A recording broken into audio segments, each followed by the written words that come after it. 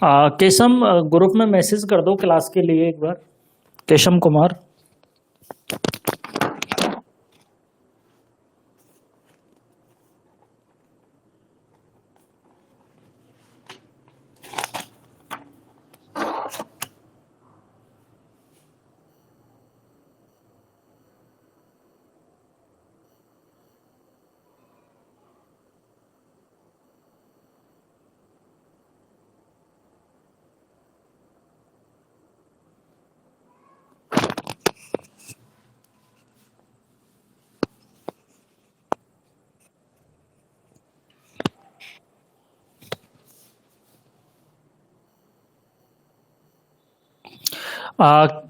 Qeshm, आपने इसमें payment नहीं किया ना अभी तक? 899 रुपये अभी तक आप लोगों में से शायद किसी ने पे नहीं किया है। कुछ बच्चों की दिक्कत आ रही है, मैसेज कर दो उस पे ग्रुप पे। उनको शायद ज्वाइन करना नहीं आ रहा है क्लास को। एक बार मैं कर देता हूँ मैसेज।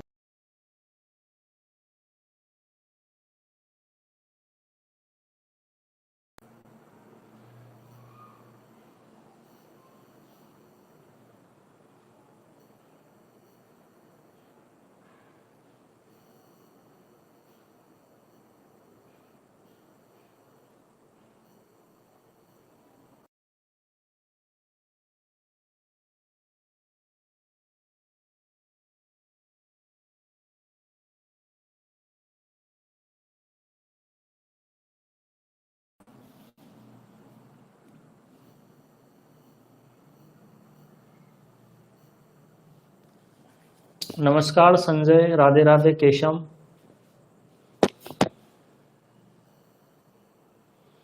Good evening. सुगना,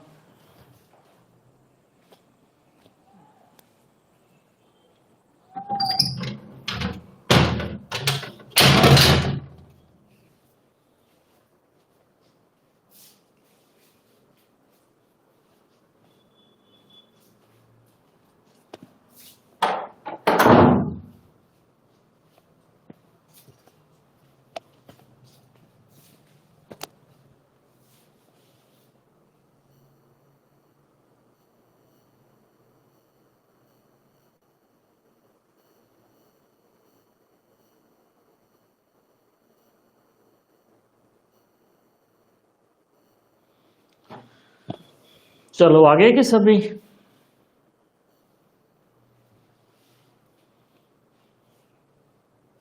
तो स्वस्थ व्रत के बारे में अपन बात कर रहे थे और मैंने आप लोगों के लिए टेस्ट का शेड्यूल डाल दिया है भाई। तो सब लोग टेस्ट देना और इस बार सबको नए नए क्वेश्चंस देखने को मिलेंगे। इस बार सबको नए नए क्वेश्चन देखने को मिलेंगे। सब्जेक्ट वाइज जो आपका टेस्ट होगा वो 30 क्वेश्चनों का होगा और जो फुल सिलेबस का टेस्ट होगा मैं कोशिश करूंगा 100 क्वेश्चन तक पहुंचने की, क्योंकि पेपर बनाने में क्या है कि ना टाइम लगता है। देखो और भी काम रहते हैं, और भी फर्स्ट ईयर की क्लास चल रही है, सेकंड ईयर की क्लास चल रही है, बैक वाले बच्चों की क्लास चल रही है, 3 क्लास ऑलरेडी चल रही है, चौथी क्लास चल रही है। फिर उनके नोट्स वगैरह बनाना, कई सारी चीज़ें रहती है। फिर ड्यूटी भी करनी होती है, 8 से 2 की ड्यूटी करनी होती है, तो टाइम क्या है कम मिल पाता है।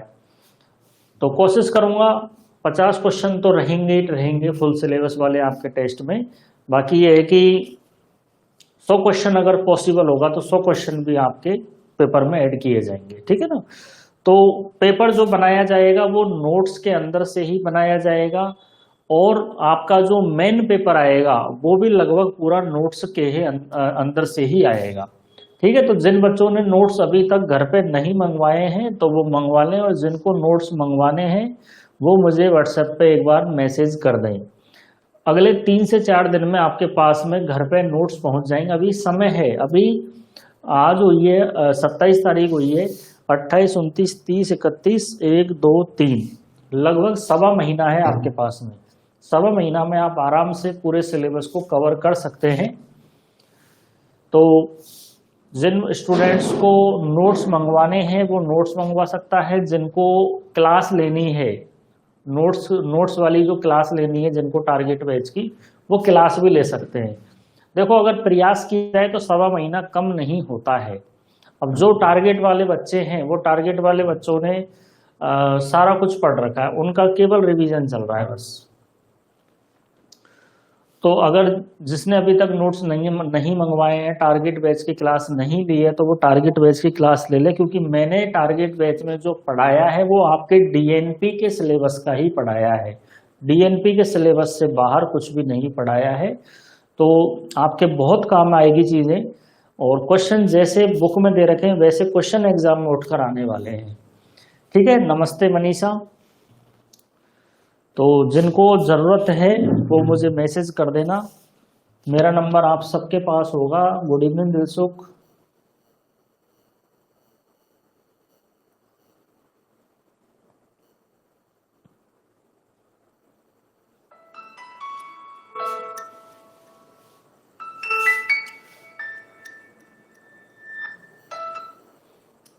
दिलसुख वो है ना मुकेश स्वामी से बात कर लो और उसको क्लास ज्वाइन करवा दो। वो फोन कर रहा है मेरे पास में, मुकेश स्वामी, उसको मैसेज कर दो ग्रुप में।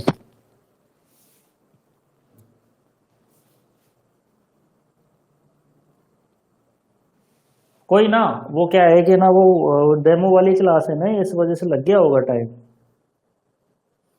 कल से अपन फिक्स 8 बजे क्लास स्टार्ट कर देंगे। नोट्स की जो फीस है वो है 800 रुपये। इसमें आपको जो आपकी 12 सब्जेक्ट है उसके नोट्स आपको देखने को मिलेंगे। जो 12 सब्जेक्ट्स है आपकी डीएनपी फर्स्ट ईयर और डीएनपी सेकेंड ईयर की, भारतीय डाक सेवा से आपके नोट्स भेजे जाएंगे घर पे आपके। भारतीय डाक सेवा से, कोई कुरियर सर्विस नहीं है, भारतीय डाक सेवा से नोट्स भेजे जाएंगे। अभी मैं 100+ बच्चों को घर पे नोट्स भेज चुका हूं, तो आप लोगों के पास में आखिरी मौका है। और आने वाली जो भी भर्ती भी आने वाली है आरपीएससी की, हो सकता है उसका नोटिफिकेशन आने वाले 2 से 3 महीनों में जारी हो जाए। आरपीएससी की प्रबल आने की संभावना है, डॉक्टर्स की भी आएगी और आयुर्वेद नर्सिंग ऑफिसर की भी भर्ती आएगी आरपीएससी से। ठीक है, तो यही नोट्स आपके काम आने वाले हैं। ये पूरे जब तक आप लोगों का सिलेक्शन नहीं होगा तब तक काम आएंगे, और बाद में भी जैसे आप हॉस्पिटल ज्वाइन करोगे तो वहां भी आपके ये चीजें काम आएगी। ठीक है, तो जिंदगी भर काम आने वाली चीजें हैं ये। जरूरी नहीं है कि आपके कंपटीशन एग्जाम में ही आप इनको यूज लें, कंपटीशन एग्जाम क्लियर करने के बाद भी आप इनका यूज ले सकते हैं, क्योंकि किताबों का कोई मोल नहीं होता है। किताबों में जो ज्ञान होता है वो अनमोल होता है। ठीक है, तो ज्ञान प्राप्त करना है हमें। गुड इवनिंग मोहित। तो नोट्स की जो फीस है वो 800 रुपये है। 800 रुपये के अलावा और कोई चार्ज आपको नहीं देना है। 12 सब्जेक्ट है आपकी डीएनपी फर्स्ट ईयर और डीएनपी सेकेंड ईयर की। ठीक है, जो किताबों में जो इंपॉर्टेंट चीजें आपके दे रखी है वो सारी इंपॉर्टेंट चीजें उठाकर मैंने नोट्स के अंदर डाल दी है। ठीक है, तो जिसको नोट्स मंगवाने हैं वो मुझे व्हाट्सएप पे मैसेज कर देना भाई। मेरा नंबर है 9785380501, इस पे कॉल कर लेना। ठीक है, मेरा नाम है डॉक्टर अनुराग भैरवा।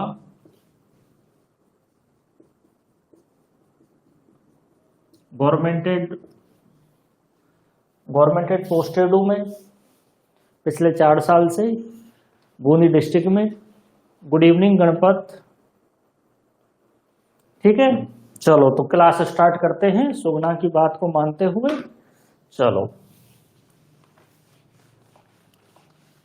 तो अपन ने शुरू किया था स्वस्थ व्रत में, अपन ने बात कर ली थी दांतों के बारे में, बात कर ली थी, और जीवा निर्लेखनी के बारे में अपन ने बात कर ली थी। ठीक है, तो दांतों जो होती है वो 12 अंगुल लंबी होती है, और जीवा निर्लेखनी जो होती है उससे थोड़ी सी छोटी होती है, 2 अंगुल छोटी होती है, बोले तो 10 अंगुल की होती है। ठीक है, उसके बाद में क्या है कि हम बात करेंगे आंखों की सुरक्षा हमें कैसे करनी है। ठीक है, तो आंखों की सुरक्षा करने के लिए जो क्वेश्चन यहां पर बनता है, आंखों की सुरक्षा के लिए जो क्वेश्चन बनता है वह बनता है जो छीरी वृक्ष होते हैं। ठीक है, जो क्षीरी वृक्ष जिनसे दूध निकलता है, क्षीरी वृक्ष। एक सबसे अच्छा एग्जाम्पल आपको बताऊं मैं, आंख। आंख के तो बहुत ही कॉमन पौधे हैं वहां से, ठीक है। तो क्षीरी वृक्ष के कषाय से, ठीक है, यहां पर रस का नाम लिखा हुआ है, लोद्र के कषाय से, ठीक है, आंवला के क्वाथ से, त्रिफला के क्वाथ, ये सारी चीजें आपको याद रखनी है, ठीक है। जो जो मैं बोल रहा हूं वो सारी चीजें आपको याद रखनी है।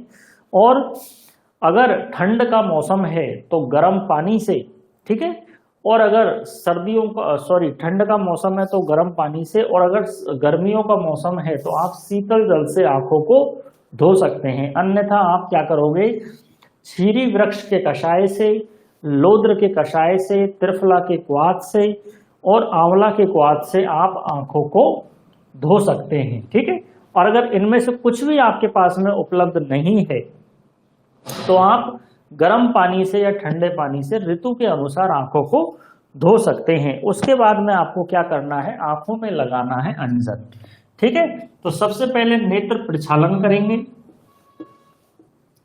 उसके बाद में आंखों में लगाएंगे अंजन, और यहां से अंजन से क्वेश्चन आने की प्रबल संभावना है। अंजन से क्वेश्चन आएगा जरूर, देख लेना आप चाहो तो, ठीक है। तो रस रत्न समुच्चय के अनुसार, रस रत्न समुच्चय के लेखक कौन है भाई, कौन बताएगा? रस रत्न समुच्चय के लेखक कौन है, कौन बताएगा आप में से? मुकेश कुमार, आप बताओ।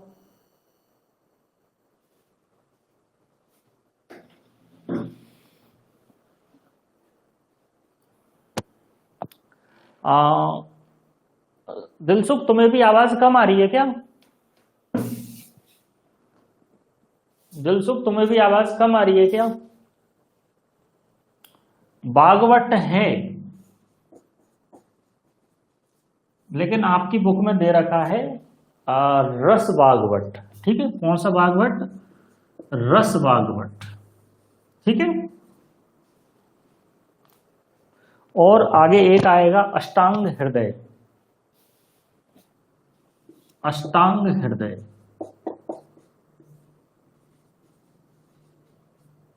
अष्टांग हृदय के हैं लघु बागवट,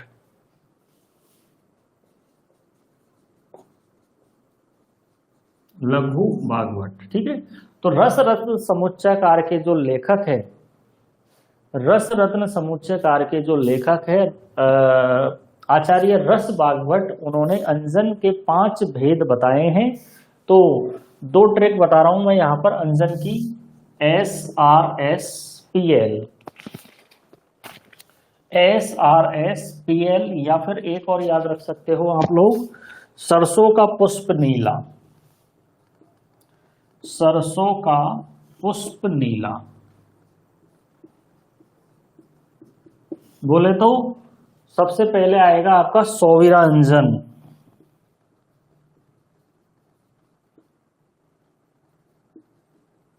सौवीरा अंजन, ठीक है। उसके बाद में आएगा आपका रस से सौवीरा अंजन, रस से रसांजन,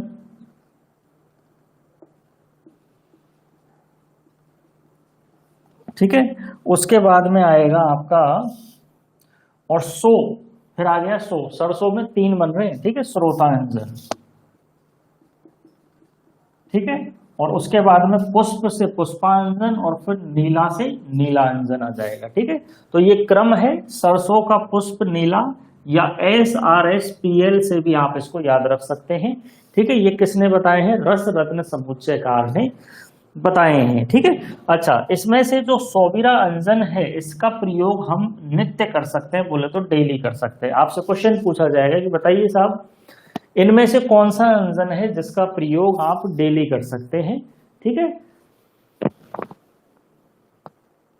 आपके फोन में प्रॉब्लम है मुकेश कुमार, बाकी सबको आवाज आ रही है आपके अलावा। और भी किसी को परेशानी आ रही है कि आवाज में? गणपत, आपको आवाज आ रही है? मनीषा,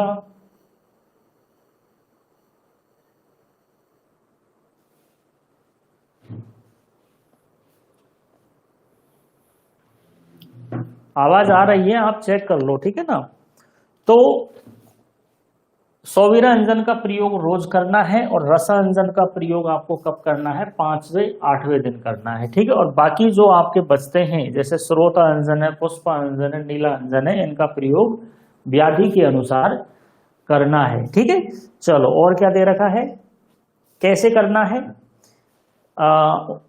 सलाका की सहायता से लगा सकते हैं या उंगली की सहायता से हम आंखों में अंजन, बोले तो सुरमा बोलते हैं, इसको लगा सकते हैं, ठीक है। अंजन के प्रयोग से यहां पर देखने वाली इंपॉर्टेंट चीजें, गोला लगा लेना।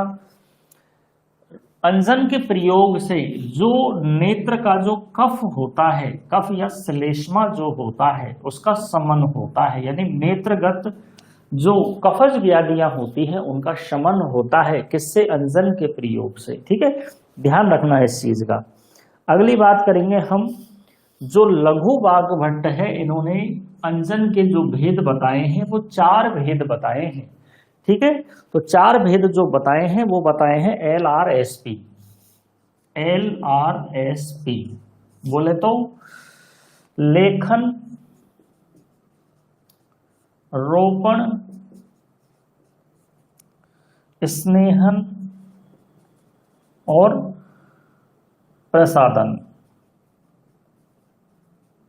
लेखन, रोपण, स्नेहन और प्रसादन, थोड़ा सा इन्होंने क्या है कि डिफरेंट नाम बता दिए हैं, ठीक है। लेखन, रोपण, स्नेहन और प्रसादन। देखो क्वेश्चन जब बनेगा अंजन से, तो क्वेश्चन जब बनेगा अंजन से, तो अंजन से क्वेश्चन एक तो ये बनेगा कि बताइए साहब रस रत्न समुच्चय के अनुसार अंजन के भेद कितने होते हैं, एक तो ये क्वेश्चन बनेगा। दूसरा बनेगा अष्टांग हृदय के अनुसार, अष्टांग हृदय के अनुसार अंजन के भेद कितने होते हैं, ठीक है।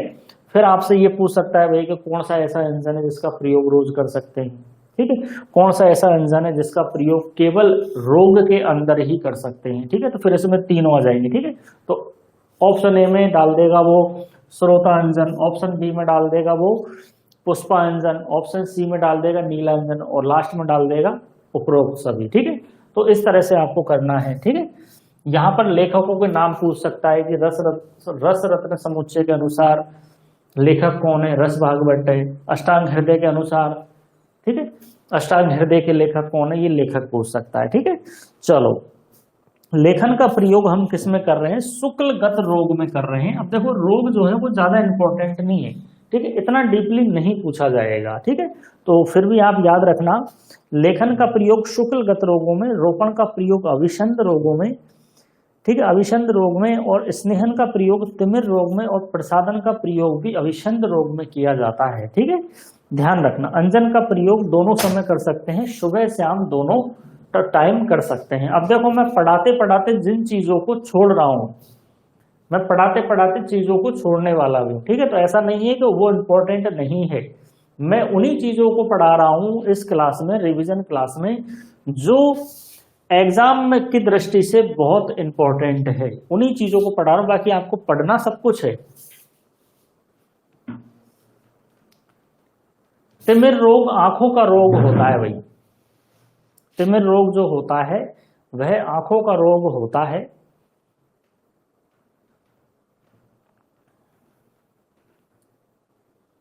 मनीषा कुमारी,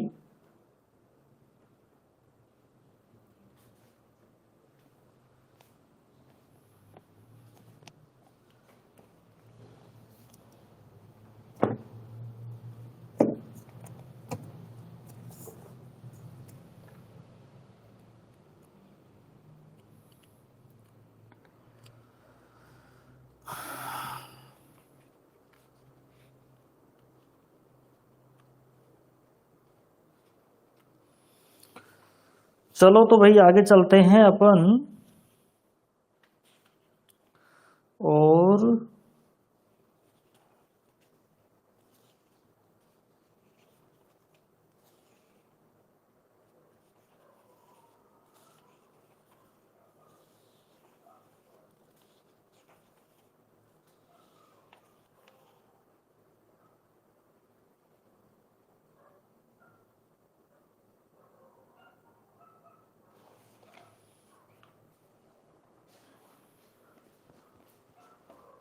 आगे चलते हैं।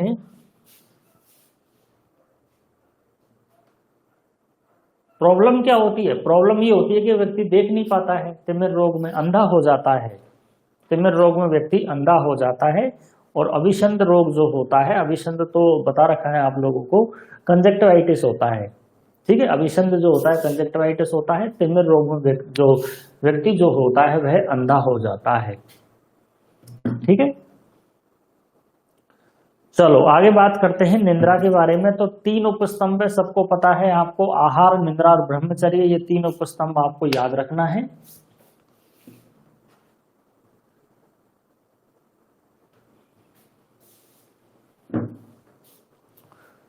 टॉपिक चल रहा है निद्रा वाला, दिशा टॉपिक चल रहा है निद्रा वाला। ठीक है, त्रिदंड आपको सबको पता है, सत्व, आत्मा और शरीर। ठीक है, त्रिदंड, त्रिदंड। ठीक है, इसमें क्या है, हमारा सत्व बोले तो आत्मा, सत्व बोले तो हमारा मन आएगा, आत्मा और हमारा शरीर। ठीक है, ये त्रिदंड में आते हैं। ठीक है, और जो उपस्तंभ जो है आपका आहार, निद्रा और ब्रह्मचर्य में आ जाएगा। ठीक है, निद्रा के भेदों के बारे में बात करें तो आचार्य चरक ने 6 भेद बताए हैं निद्रा के। आचार्य चरक ने 6 भेद बताए हैं और आचार्य सुश्रुत ने 3 भेद बताए। ये लिख लेना नोट्स के अंदर साइड में। आचार्य चरक के अनुसार निद्रा के भेद 6 होते हैं और आचार्य सुश्रुत के अनुसार 3 भेद होते हैं, वैकारिक, तामसिक और स्वाभाविक। ठीक है, वैकारिक, तामसिक और स्वाभाविक। नाम तो कोई नहीं पूछेगा आपसे, वैकारिक, तामसिक और स्वाभाविक। कई बार क्या होता है कि कुछ चीजें ऐसी होती जो अपन को पता होनी चाहिए, तो मुझे लगा कि ये चीज भी आपको पता होनी चाहिए, तो ये आउट ऑफ सिलेबस में आपको बता रहा हूं। ठीक है, तो आचार्य चरक ने 6 प्रकार की निद्रा का वर्णन किया है और आचार्य सुश्रुत ने 3 प्रकार की निद्रा का वर्णन किया है, जिसमें आपको लिखा है तमोभवा। तमोभवा, कर्ण पूरण की मात्रा देख के बताएंगे भैया आपको दिलसुख, कर्ण पूरण की मात्रा। तमोभवा, श्लेष्म समुद्भवा, मन शरीर श्रम संभवा, आगंतुकी, व्याध अनुवर्तनी और रात्रि स्वभाव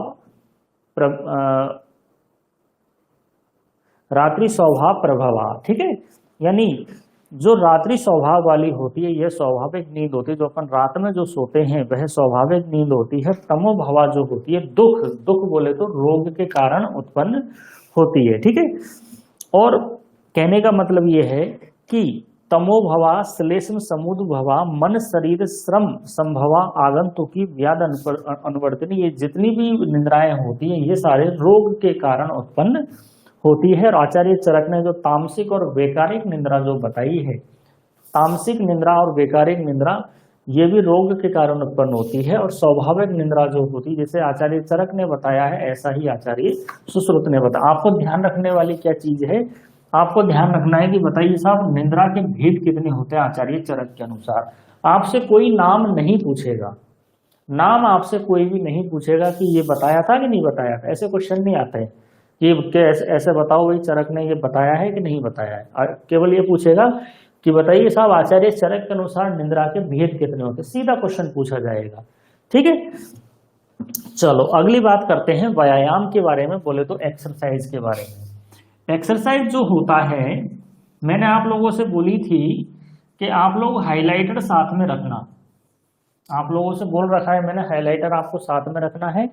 और जो मैं बता रहा हूं, जिस पर मैं कह रहा हूं कि इस पर गोला लगा लो, ठीक है, उस पर आपको गोला लगाना है, साथ में स्टार लगा लेना, इंपॉर्टेंट चीज है वो। ठीक है, व्यायाम जो हमें करना है वो कितनी मात्रा, मतलब कितना करना है, तो हमारी जो शक्ति होती है उस शक्ति का आधा करना है हमें। ठीक है, तो शक्ति से आधा व्यायाम हमें करना है। और ऐसा कहने वाले कौन है, ऐसे कहने वाले हैं आचार्य सुश्रुत। आचार्य सुश्रुत ने क्या कहा है कि शक्ति से आधा करना है, इंपॉर्टेंट चीज है। जितनी हमारी शक्ति है उस आधी शक्ति से हमें क्या करना है, व्यायाम करना है। और ये किसने बताया है, आचार्य सुश्रुत ने यह बताया है। अगली बात करते हैं संक्रमण, ये भी इंपॉर्टेंट चीज है। संक्रमण, संक्रमण का मतलब ये होता है पैदल धीरे धीरे घूमना, ठीक है। पैदल घूमना अर्थात धीरे धीरे घूमना, ये उन लोगों के लिए बताया गया है जो हृदय के रोगी होते हैं। क्योंकि हृदय के रोगी आपने देखे होंगे, हृदय के जो रोगी होते हैं उनमें कोलेस्ट्रॉल बढ़ा हुआ रहता है, बीपी ज्यादा रहता है उनका, ठीक है। लेकिन उनको एक्सरसाइज वगैरह भी, हल्की फुल्की एक्सरसाइज डॉक्टर्स बताते हैं, ठीक है। तो उनको एक तरह से संक्रमण बताया जाता है। बोले तो हल्की फुल्की आपको एक्सरसाइज करनी है और थोड़ा बहुत आपको पैदल घूमना है, ठीक है। तो धीरे धीरे पैदल घूमना क्या कहलाता है, संक्रमण कहलाता है, ठीक है। इसके अलावा अगर आप देखें तो जिन व्यक्तियों में व्यायाम का निषेध है या जो कृश है या दुर्बल है, बोले तो जो कमजोर है, ठीक है। कृश और दुर्बल एक ही शब्द है, ठीक है, एक ही मतलब होता है इनका। इसके अलावा हृदय रोगियों में भी ऐसा होता है, गर्भिणी स्त्री में भी ऐसा होता है, ठीक है। वृद्ध पुरुष के अंदर भी ऐसा ही होता है, ठीक है। चलो आगे बात करते हैं विश्राम के बारे में। विश्राम के पर्याय आपको याद होने चाहिए, ठीक है।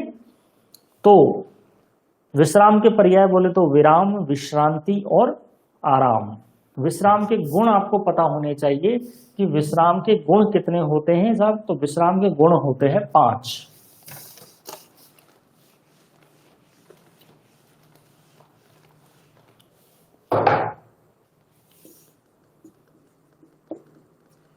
विश्राम के गुण कितने होते हैं, 5 गुण होते हैं। अब यहाँ पर आचार्यों के नाम आपको याद नहीं रखना है, यहाँ पर तो आपको केवल गुणों के बारे में बात करनी है। एक तो संख्या याद होनी चाहिए कि विश्राम के गुण कितने बताए गए हैं, ठीक है। दूसरा ये है कि गुण होते कौन कौन से हैं। तो एक है बलकृत, यानी जो क्या देता है, हमारे शरीर को बल देने वाला होता है। दूसरा होता है स्वेदजित। स्वेदजित, स्वेदजित का मतलब क्या होता है, स्वेद का मतलब होता है पसीना, यानी पसीने को जीतने वाला। जब अपन कहीं से घूम के आते हैं और जब अपन विश्राम करते हैं तो पसीने सूख जाते हैं ना, उसे ही अपन क्या कहते हैं, स्वेदजित कहते हैं, ठीक है। एक है श्रमजित। तो अपन बाहर से घूमकर आ रहे हैं, थके हुए हैं, तो वो जो थकावट है उस पर हम जीत पा लेते हैं, किससे, विश्राम करने से, ठीक है। एक है स्वास्थ्यप्रद, यानी हमारे स्वास्थ्य के लिए अच्छा रहता है, स्वास्थ्यप्रद। लेकिन अगर अधिक विश्राम करोगे तो फिर बीमारियां भी हो जाएगी। एक है शुभम, शरीर के लिए शुभ होता है, शुभम, शरीर के लिए शुभ होता है। तो आपको ध्यान रखना है, जब हम विश्राम करते हैं तो विश्राम करने से हमारे शरीर में शक्ति आती है, पसीने सूख जाते हैं, जो हम परेशान हो रहे थे, जो थकावट हो रही थी वो दूर हो जाती है। और विश्राम करने से हमारा स्वास्थ्य अच्छा रहता है और ये हमारे शरीर के लिए शुभ रहता है।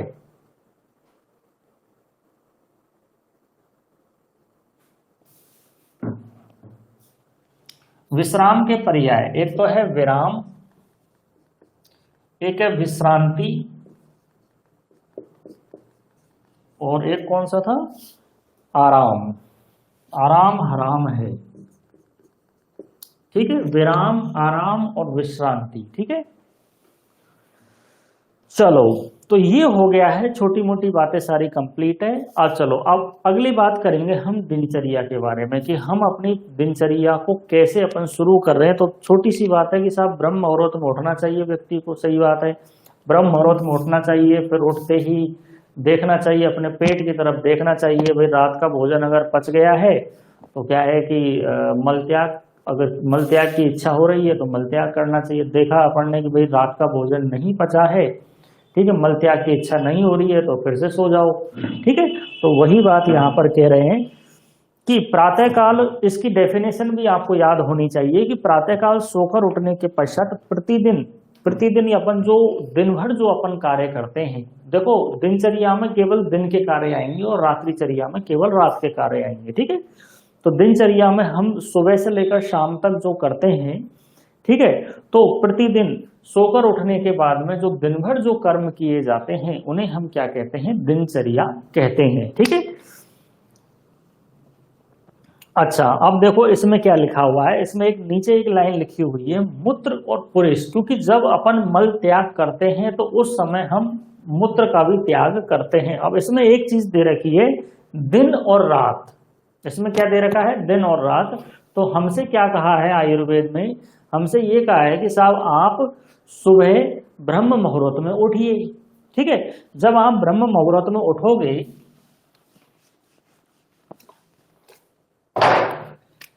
दिनचर्या, दिनचर्या में हम क्या कर रहे हैं, दो तरह से उठते हैं। ठीक है, अगर हमारा भोजन पच गया है, ठीक है, तो अंधेरे में तो जगोगे आप, सुबह 4 बजे 5 बजे ब्रह्म मुहूर्त होता है, तो रात्रि में आप जगोगे। ठीक है, और अगर मल त्याग की इच्छा नहीं हो रही तो आप फिर से सो जाओगे। ठीक है, तो आप लोग जब सो जाते हो, सुबह 5 बजे उठने की कोशिश करते हो, कि आप अलार्म बंद करके सो जाते हो, तो कितनी बजे नींद खुलती है? 5 बजे सो जाते हो तो डायरेक्ट 7 बजे या 8 बजे नींद खुलती है। ठीक है, किसी किसी की आप लोगों में से 10 बजे भी खुलती होगी नींद, है ना? तो दिन में, इसलिए यहां पर रात और दिन लिखा हुआ है। ठीक है, इसलिए यहां पर रात और दिन लिखा हुआ है। तो दिन की अगर बात करें तो दिन में साहब ये कह रहा है कि उत्तर दिशा में मुख करके, उत्तर दिशा में मुख करके क्या करना चाहिए, मलमूत्र का त्याग करना चाहिए। जबकि रात में ये कह रहा है कि दक्षिण दिशा की ओर मुख करके मल त्याग, मलमूत्र का त्याग करना चाहिए। ठीक है, तो रात्रि और दिन का मतलब आपको यहां पर समझ में आ गया होगा। ठीक है, चलो इसके बाद में अपन क्या करेंगे, इसके बाद में अपन क्या करेंगे, अपने दांतों को साफ करेंगे। यानी सबसे पहले अपन ने क्या किया है साहब, सबसे पहले हमने मलमूत्र का त्याग किया है, मलमूत्र का त्याग किया है। फिर आप आपके दांतों को धो लेंगे, दंत धावन करेंगे। ठीक है, उसके बाद में कुल्ला वगैरह करेंगे। ठीक है, गंडूस, कवल गंडूस का धारण करेंगे, कवल गंडूस। चलो और आगे चलते हैं। तो कवल गंडूस से, यानी जब अपन कुल्ला करते हैं, कवल का मतलब क्या होता है और गंडूस का मतलब क्या होता है, यह भी आपको बता दिया जाए। कवल का मतलब होता है कुल्ला करना। ठीक है, कवल का मतलब क्या होता है, कुल्ला करना। और गंडूस का मतलब क्या होता है, गंडूस का मतलब ये होता है कि आपने पानी को मुख में इतना भर लिया है कि आप उसे इधर उधर नहीं चला पाओगे। ठीक है, तो पानी को मुख में इतना भरो कि मुख में उसको इधर उधर आप अपन चला पाते हैं, इसका मतलब वो क्या है, कवल है। लेकिन अगर आपने पानी को अपने मुंह में इतना भर लिया है कि उसे इधर उधर आप नहीं चला पा रहे हो, वो क्या है, गंडूस है। ठीक है, तो कवल और गंडूस दो अलग अलग चीजें होती है। और दूसरी बात यह है कि ये जो कवल गंडूस जो होता है, यह हमारे दांतों के लिए और हमारे मसूड़ों के लिए बहुत अच्छा होता है। ठीक है, चलो अगले पेज पर आ जाओ।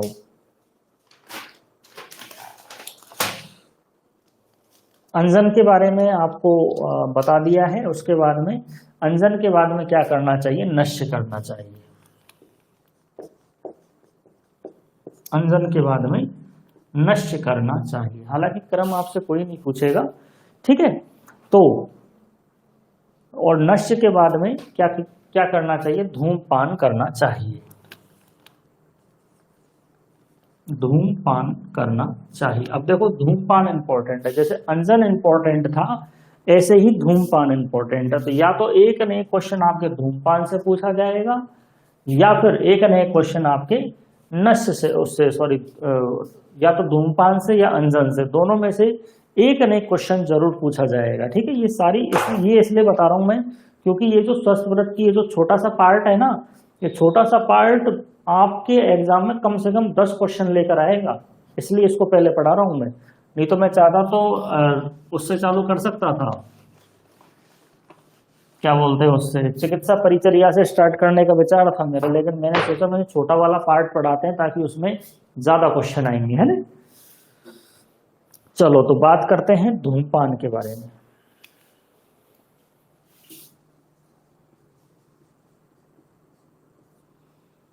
धूमपान के यहां पर भेद आपको पता होना चाहिए। आचार्य चरक के अनुसार आचार्य चरक के अनुसार धूमपान के 3 भेद होते हैं। ठीक है, तो देखो कौन कौन सा। एक तो है प्रायोगिक स्नेहिक, प्रायोगिक स्नेहिक और शिरोविरेचन। ठीक है, ये 3 बताए हैं आचार्य चरक ने। उसके बाद में आचार्य सुश्रुत ने, उसके बाद में आचार्य सुश्रुत आए और आचार्य सुश्रुत ने आते ही कहा कि साहब धूमपान के जो भेद होते हैं वो 5 होते हैं। तो उन्होंने आपने कहा भाई कैसे होते हैं, तो उन्होंने क्या है कि 2 बीमारियों के नाम जोड़ दिए हैं, कासघन और वामक। ठीक है, तो 3 तो इन्होंने जो आचार्य चरक ने बताए थे वहां से उठा लिए और 2 अपने हिसाब से उन्होंने बता दिए। ठीक है, तो आचार्य चरक ने 3 बताए हैं, आचार्य सुश्रुत ने 5 बताए हैं। जबकि एक आचार्य और आते हैं बीच में ही, आचार्य वाग्भट। तो आचार्य वाग्भट भी कहते हैं कि साहब मेरे अनुसार भी होते तो 3 ही है। आचार्य वाग्भट, तो आचार्य वाग्भट कहते हैं कि मेरे अनुसार होते तो 3 ही, लेकिन मैं नाम अलग बताऊंगा। मेरे अनुसार भी होते तो 3 ही है, लेकिन मैं नाम अलग अलग बताऊंगा। तो इन्होंने कहा साहब मैं कहूंगा शमन, व्रण और शोधन।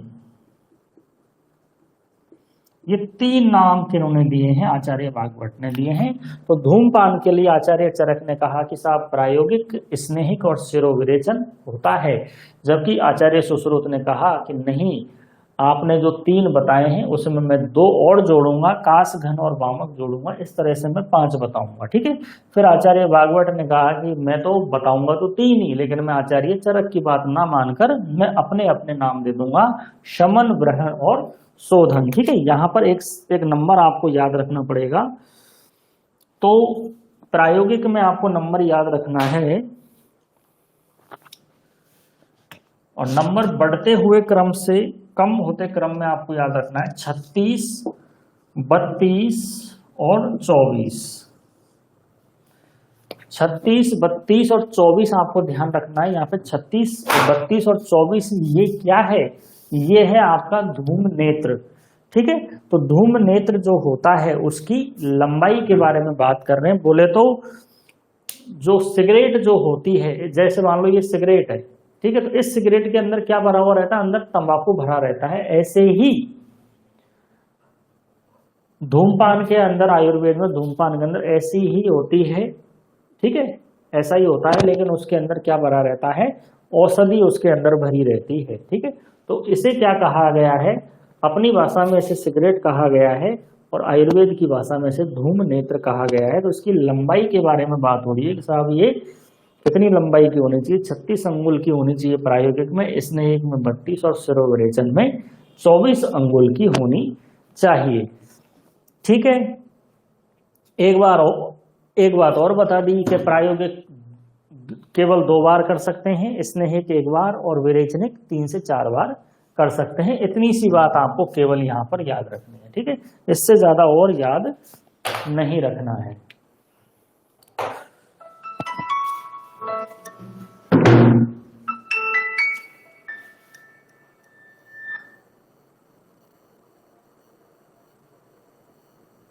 गणपत सचिन कुमार दिशा, आप लोगों के जो पढ़ाया जा रहा है वो समझ में तो आ रहा है ना? जो आप लोगों को पढ़ाया जा रहा है वो समझ में आ रहा है कि नहीं आ रहा है आप लोगों को?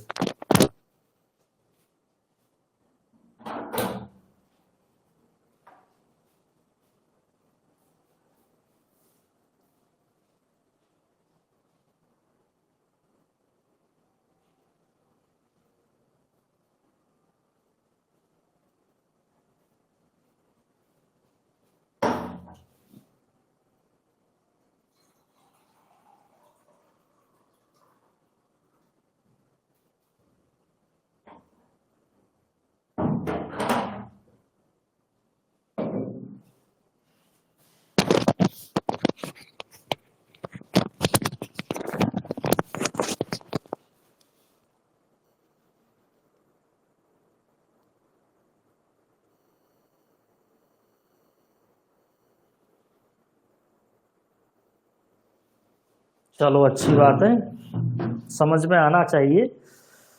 अच्छा, अब एक बात और आ जाती है यहाँ पर बात आती है धूमपान के काल। अब धूमपान के काल भी एग्जाम में आने वाली चीजें हैं। आपसे ये कोई नहीं पूछेगा कि बताइए साहब कि कौन कौन से काल होते हैं, आपसे पूछेगा वो संख्या के बारे में। ठीक है, तो देखो भाई,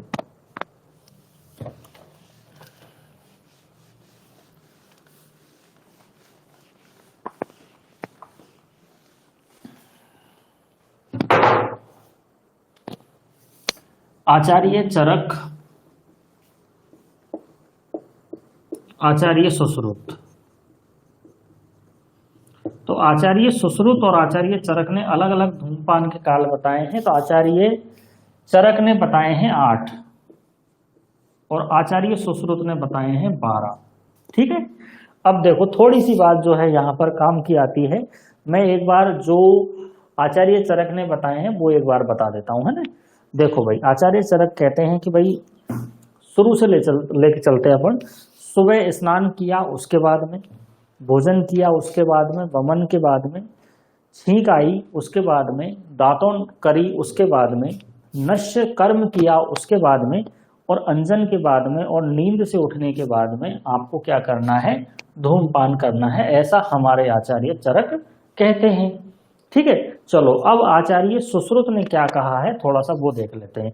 आचार्य सुश्रुत ने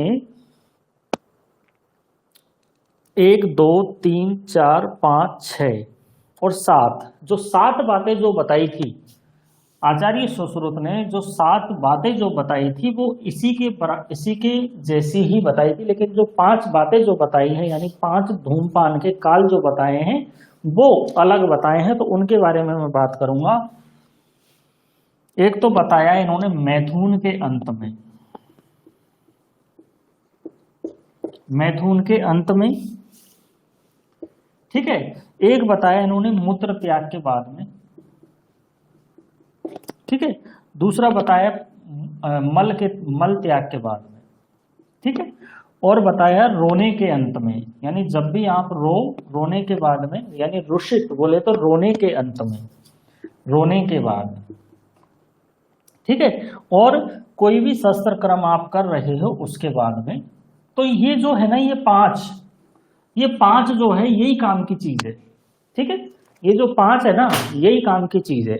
आपसे ये पूछेगा वो कि बताइए साहब आचार्य सुश्रुत ने निम्न में से कौन सा धूमपान का काल बताया है, ठीक है, या नहीं बताया है। ठीक है, तो ये चीज अगर आपको याद रहेगी तो बाकी के जो 7 है वो आपको ऑटोमेटिक याद हो जाएंगे। ठीक है, चलो अगली बात करेंगे हम रात्रिचर्या के बारे में। और रात्रिचर्या में थोड़ी सी ही बातें हैं।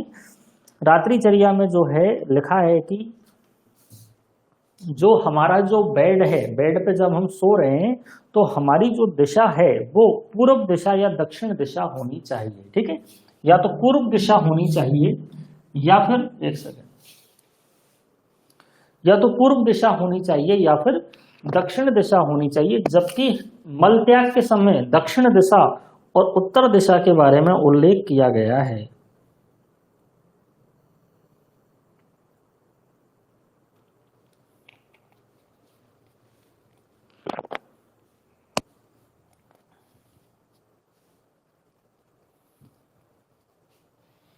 ठीक है, पूर्व और दक्षिण दिशा के बारे में यहाँ पर उल्लेख किया गया है। यानी हमें जब सोना है तो हम या तो पूर्व दिशा में सिराना करके सोए या फिर दक्षिण दिशा में। ठीक है, और हमारे बेड की जो ऊंचाई जो होनी चाहिए वो हमारे घुटने जो होते हैं ना, घुटनों के बराबर ऊंचाई होनी चाहिए। क्योंकि जब अपन क्या करते हैं, आयुर्वेद कहता है कि जब आप सुबह उठें, सुबह उठने के बाद में आपको ये नहीं कि तुरंत आप जगे और तुरंत आप खड़े हो गए, आपको ऐसा नहीं करना है। आपको आपका जो पलंग है उस पर आपको पैर लटका कर बैठना चाहिए और पैर जो है आपके जमीन से टिकने चाहिए। जब आपका पलंग आपके घुटनों के ऊंचाई का होता है, ठीक है, तब आप जब पलंग पर बैठते हैं तो आपके पैर जमीन पर टिकते हैं। ठीक है, अन्यथा आपके पैर लटकते रहेंगे। यानी उन्होंने ये कहा है कि आपका संपर्क सबसे पहले जब आप जगते हैं तो भूमि से होना चाहिए। ठीक है, तो ये एक छोटी सी बात थी भाई। अभी अपनी स्पीड थोड़ी स्लो चल रही है, तो थोड़े क्वेश्चन कर लेते हैं एक दो।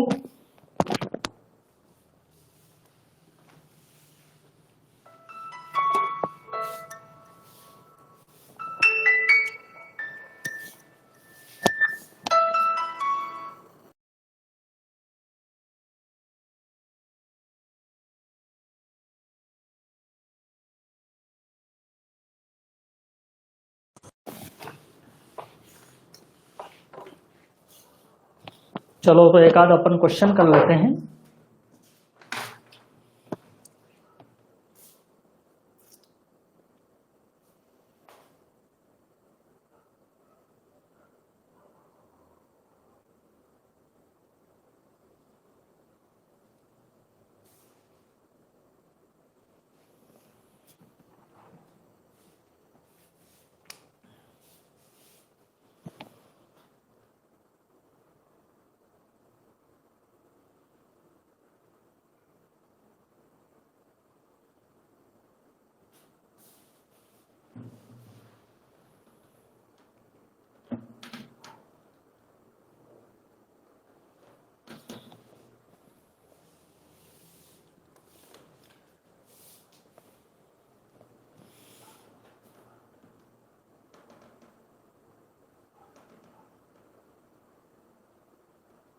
वैसे आपको सारी चीजें मैंने बता दी। अब क्वेश्चन जो बनाएंगे, चलो बनाते हैं क्वेश्चन।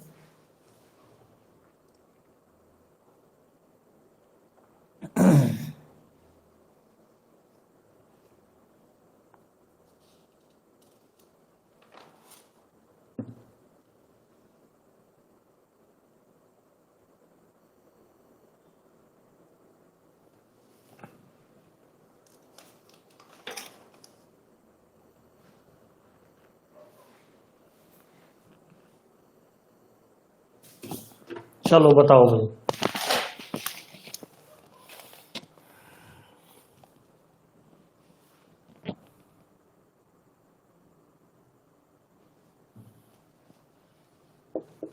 निम्न में से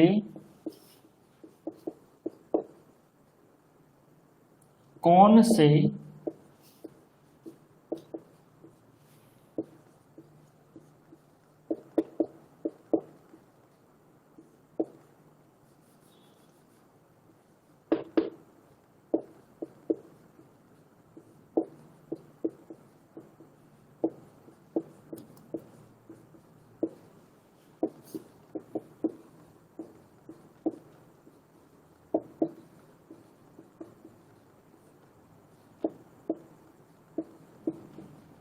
इसका आंसर बताओ भाई। निम्न में से कौन से रस की दातून श्रेष्ठ होती है?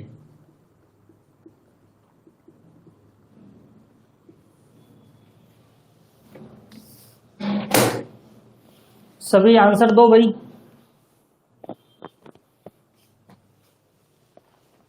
ये पिछली क्लास में जो पढ़ाया था उसमें से क्वेश्चन पूछा है।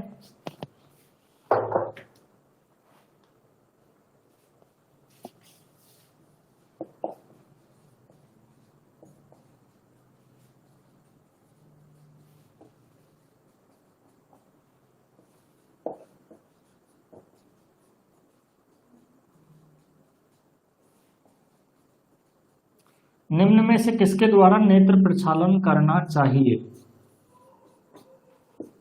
ऑप्शन ए, बी, सी और डी।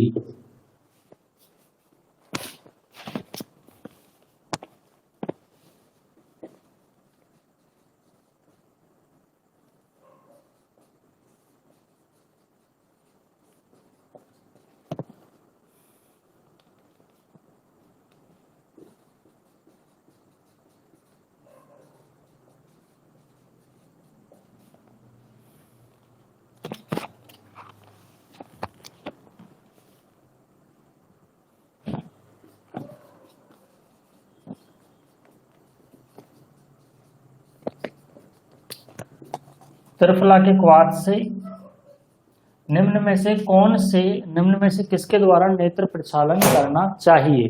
पंचवल्कल क्वाथ से, सरसों के तेल से, त्रिफला के क्वाथ से, उपरोक्त सभी। आंसर दो भाई।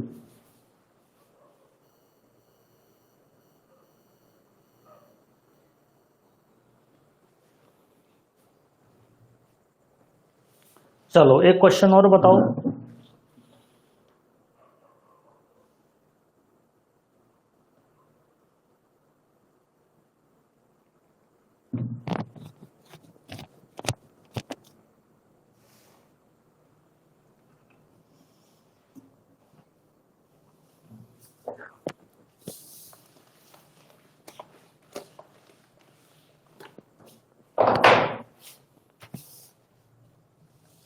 निम्न में से सही कथन का चयन करो। निम्न में से सही कथन का चयन करो। आचार्य बागवट के अनुसार, कोई टीपेगा नहीं, बगैर टीपे आंसर देना भैया ना, टीपना नहीं है किसी को भी।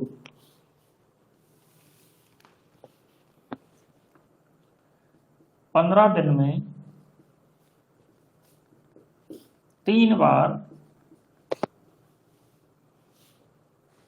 केस कटवाने चाहिए।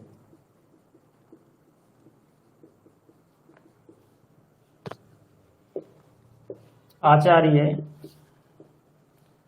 चरक के अनुसार, अब ये पूरा जो है आचार्य चरक के अनुसार है, आचार्य चरक के अनुसार 15 दिन में 3 बार केस कटवाने चाहिए। ठीक है, ऑप्शन नंबर सी। आचार्य बागवट के अनुसार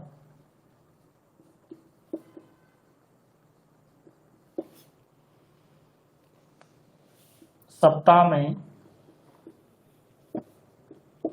3 बार केस कटवानी चाहिए।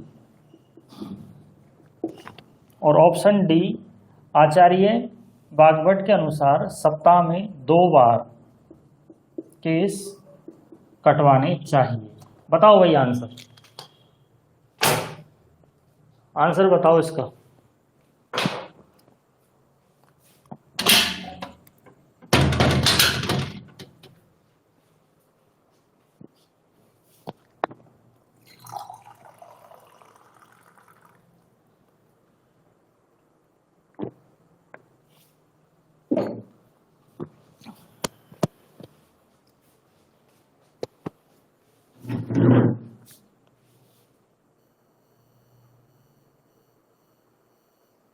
चलो किसी ने टिप के तो नहीं दिया ना आंसर, बगैर टिप पे आंसर दिया करो, क्योंकि जब आपको पढ़ाया जा रहा है तब आप नोट्स की तरफ देखो, और जब आपसे क्वेश्चन पूछे जा रहे हैं, जब आपसे क्वेश्चन पूछे जा रहे हैं तब आप केवल बोर्ड की तरफ देखा करो, है ना। उससे क्या होगा, उससे ये होगा कि आपकी जो याददाश्त है ना वो तेज होगी उससे, ठीक है ना। और आप सभी लोगों को एक सलाह है मेरी, योगा शुरू कर दो। आप लोग सभी लोग सुबह जल्दी जग के, सुबह 4 बजे जग जाया करो, क्योंकि शांत वातावरण रहता है। तो सुबह जल्दी जग के और फ्रेश वगैरह होके हाथ मुंह वगैरह धो के योगा किया करो पहले, ठीक है। पहले कम से कम रोज 15 मिनट ध्यान लगाया करो, ठीक है। तो 15-20 मिनट ध्यान लगाया करो। देखो शुरुआत में दिक्कत आएगी आपको ध्यान लगाने में, लेकिन धीरे धीरे 2-5 दिन में आप को उसकी आदत लग जाएगी, ठीक है। तो ध्यान लगाया करो। उससे क्या होगा कि है ना, जो माइंड की जो एकाग्रता है ना वो बढ़ेगी, ठीक है। तो याद रखने की क्षमता बढ़ेगी आपकी, ठीक है। तो योगा किया करो डेली सुबह सुबह जल्दी जग के, ठीक है। और एक काम और किया करो, बोल बोल के पढ़ा करो जोर जोर से। मैं चिल्लाने की नहीं कह रहा आपसे, बोल बोल के, जैसे मनी मन में मत पढ़ो, क्योंकि मनी मन में जब अपन पढ़ते हैं ना तो वो चीजें मन में ही रह जाती है।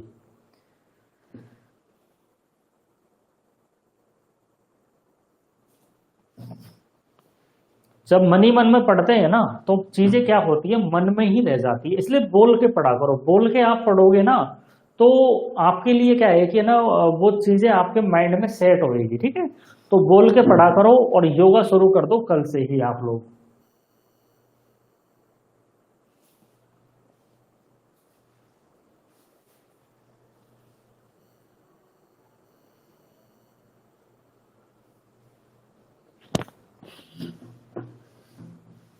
कौन से रस की दातुन श्रेष्ठ है? कटु तिक्त कषाय रस की दातुन श्रेष्ठ है। कटु तिक्त कषाय रस की दातुन श्रेष्ठ होती है। ठीक है ना भाई। तो योगा करना है आपको डेली, योगा करके ही आपको आगे की पढ़ाई शुरू करनी है। ठीक है। और बोल बोल के पढ़ा करो, ज्यादा जोर से भी मत बोलो। बस ये है कि अपने आप को अपनी आवाज आ जाए, इतनी तेज आपको बोलना है। ठीक है। उससे क्या है कि आप जब इन दोनों चीजों को करोगे ना, तो आप लोगों को अलग ही फर्क दिखाई देगा। और आउट ऑफ सिलेबस कोई भी चीज नहीं पढ़नी है। ठीक है। इतना कुछ दे रखा है आपके डीएनपी में, डीएनपी फर्स्ट ईयर में इतना कुछ दे रखा है कि इसको पढ़ लोगे ना, उसी में ही पार हो जाओगे आप लोग। ठीक है। तो बाहर की मेरी सलाह है, बाकी आपकी इच्छा है, मेरी तो यही सलाह है, क्योंकि मेरा जैसा मानना है कि पेपर आपका डीएनपी में से ही बनेगा, DNP first year second year में से। ठीक है। तो ना तो बाहर के क्वेश्चन सॉल्व करने हैं आउट ऑफ सिलेबस के, ना बाहर का पढ़ना है। जो पढ़ना है वो नोट्स का पढ़ लो, नोट्स का पढ़ लोगे, बिल्कुल कंठस्थ कर लोगे तो आप पार हो जाओगे। ठीक है। तो आज की क्लास को अपन यहीं खत्म करते हैं, बाकी की बात अपन करेंगे कल, और कल भी इसी तरह से डेमो क्लास रहेगी। ठीक है।